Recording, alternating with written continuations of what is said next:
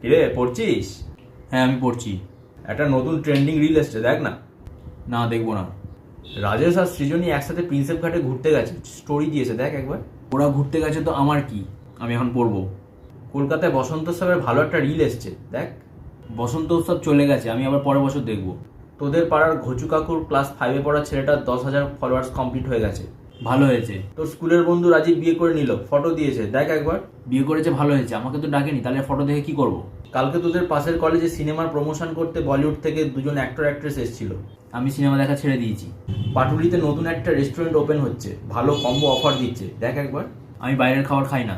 আইপিএলে কালকে যা দারুণ খেলা হলো না, আবার স্ক্রোল কর একবার। আমার এখন পড়ার অনেক চাপ রয়েছে, আমি খেলা দেখছি না এখন। শোনো, তুমি যতই লোভ দেখাও, আমাকে আর বাগে আনতে পারবে না। তোদের ডিপার্টমেন্টে রিতেশ স্যার ভালো একটা ডান্স রিল পোস্ট করেছে, দেখ একবার। শোনো, আমি ইনস্টাগ্রাম ডিলিট করে দেবো। তোমার জন্য পড়াশোনার অনেক ক্ষতি হয়েছে। এবার আমি ফোকাসড, আমি আর ডিস্ট্রাক্ট হব না।